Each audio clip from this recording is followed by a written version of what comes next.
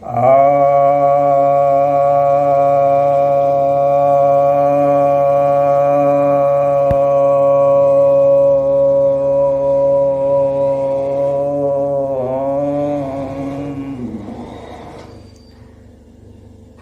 भक्तजनों को सप्रेम नमन। भक्तों, आज मैं आपके समक्ष नारद भक्ति सूत्र के 47वें सूत्र की व्याख्या करने जा रहा हूँ। यह 47वां सूत्र कहता है, यो विभक्त स्थानम सेवते यो लोक बंधम उन्मूलयते नैस्त्रय गुणयो भवति योग क्षेमम त्यजति। अर्थात जो निर्जन स्थानों का सेवन करते हैं, निर्जन स्थानों में अर्थात रहते हैं, और जो लौकिक संबंध से जो बंधन बने हुए हैं, उन बंधनों को निर्मूल कर देते हैं, यानी उसका त्याग कर देते हैं, और जो त्रिगुण हैं उन त्रिगुणों को वो पार कर देते हैं, वो गुणातीत हो जाते हैं, और जो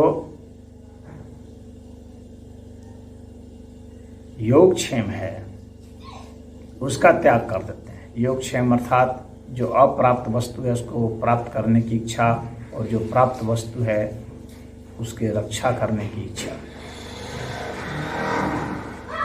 तो इन चीज़ों को जो करते हैं तो वैसे लोग ही भक्त हो पाते हैं। तो पहला इन्होंने बताया है, नारद जी ने, वह विभक्त स्थान बतलाया, निर्जन स्थान। निर्जन स्थान इसलिए क्योंकि आप लगातार लोगों के मध्य रहेंगे तो उनकी चर्चाएं सुनेंगे, तो आपको भी अपने विचार प्रकट करने पड़ेंगे।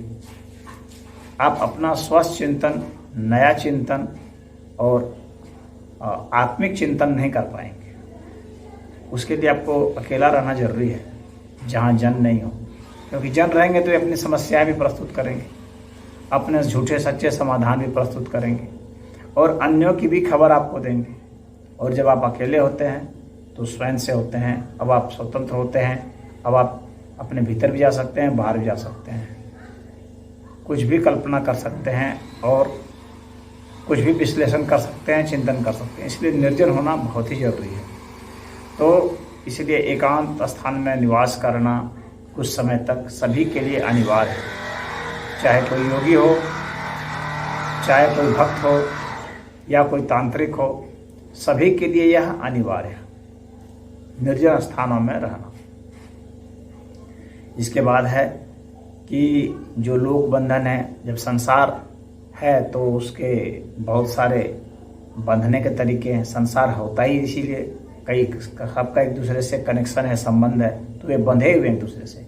माता पिता से पिता, बच्चे से बच्चे, माता पिता से चाचा चाची, दादा दादी, काका काकी, भाई भतीजा, बहन, फूफा फूफी, जीजा जीजी, जितने हैं ये सब बंधे हुए हैं। यार दोस्त मित्र, अड़ोसी पड़ोसी, मोहल्ले के लोग, देश के लोग, विश्व के लोग, अन्य प्राणी, ये सब एक दूसरे से बंधे हैं। यहाँ तक कि पदार्थ भी इन सबसे बंधे हुए हैं। तो इनके समन्वय से ये संसार है।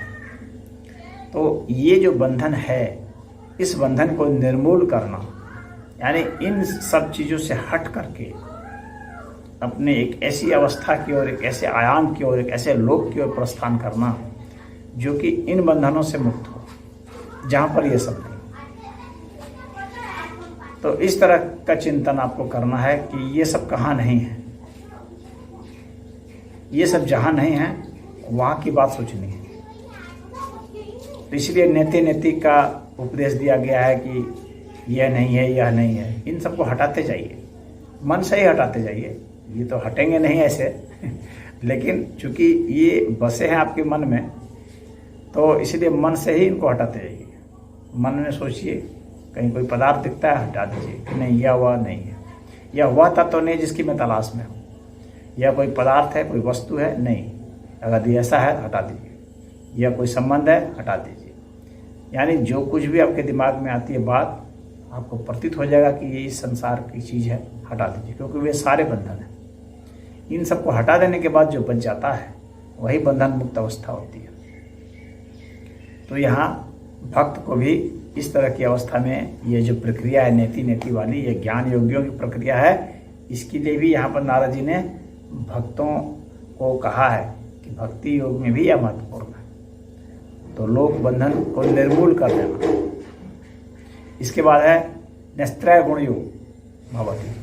भगवान कृष्ण ने अर्जुन को भी ये उपदेश दिया था कि गुणातीत हो जाने के लिए।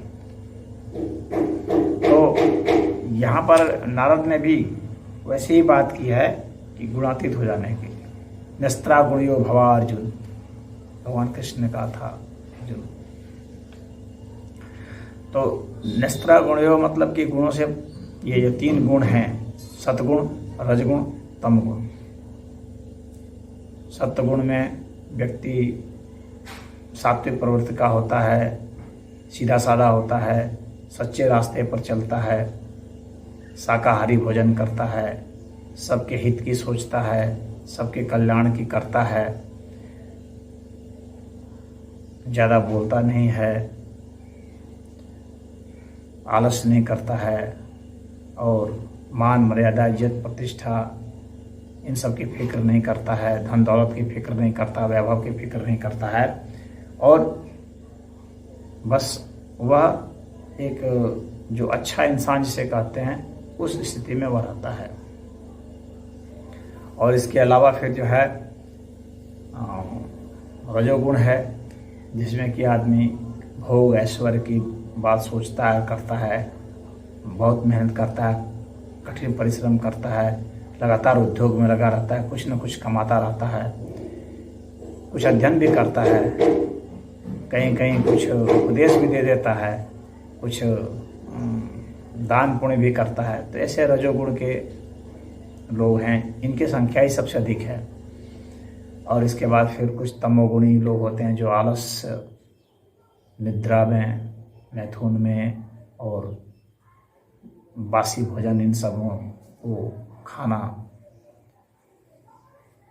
जिन्हें संत से, धर्मशास्त्र से, उपदेश से कोई मतलब नहीं होता है, जो घोर नास्तिक प्रवृत्ति के लोग होते हैं। तो वैसे लोग जो अकर्मण्य भी होते हैं,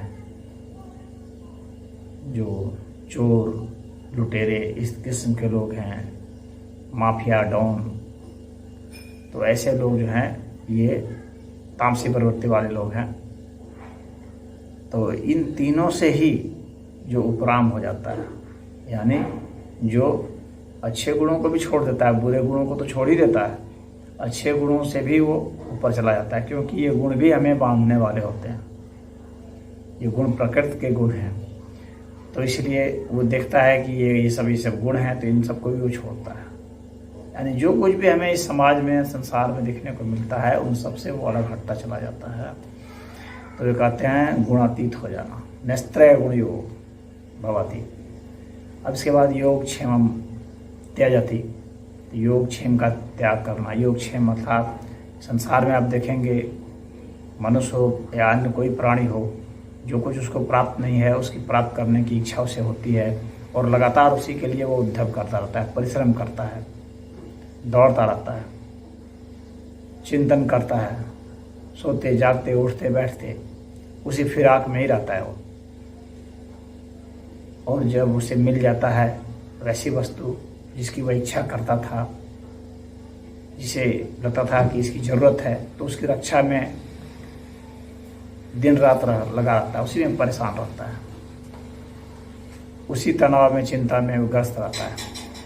तो वह जो है स्थिति योगक्षेम की कहलाती है। तो उस तरह के योगक्षेम में जीने वाले लोग इस संसार के लोग होते हैं। तो जो भक्त होते हैं उनको इस योगक्षेम का त्याग कर देना चाहिए। उसे न प्राप्त की चिंता करनी चाहिए, न अप्राप्त के लिए कोई काम ना करनी चाहिए। बस प्रभु जो दे देते हैं, जब दे देते हैं, जैसे दे देते हैं, जिससे इस शरीर का साधन चल सके, तो उसके लिए वह मना नहीं करता। इसलिए क्योंकि वह जानता है कि यह संसार भी प्रभु का है, और वह यह भी जानता रहता है कि ये प्रभु ही संसार हुए हैं, यह संसार भी प्रभु ही हुए हैं। तो इसलिए इस संसार की कामना न करने के बावजूद भी वह इसको प्रणाम करता है, इसका विरोध नहीं करता है वह। तो यहाँ पहले स्टेज में जो हटाने की बात की थी वह साधना के तौर पर थी। अब जाकर जो बात आ रही है वह यह आ रही है कि वह इस संसार को भी प्रभु का समझता है और प्रभु ही है ऐसा समझता है। और आगे स्टेप जाने के बाद तो फिर इस संसार से उसे न मोह रहता है और न द्रोह रहता है, परंतु वह इस संसार से भी और जो विराट स्वरूप है प्रभु का उसका भी चिंतन करता है, और जो सूक्ष्म स्वरूप है उसका भी चिंतन करता है, और उस विराट से जो विराटतम है, जो गुणातीत है, जो दृश्यों से परे है, जो गंधों से, स्पर्शों से, इन सब से परे है, निराकारत्व की बात है जहाँ, वहाँ तक की वह सोचता है और वहाँ पर उसका चित्त जाके लीन होता है। तो यह भक्तों के लिए नारद जी ने बहुत अच्छा उपदेश और शर्त भी बताई है। तो यह इस श्लोक का, इस सूत्र का अर्थ हुआ। यह जो 47वां सूत्र है, यह छठे अनुवाक का यह पूरा हुआ। ओम।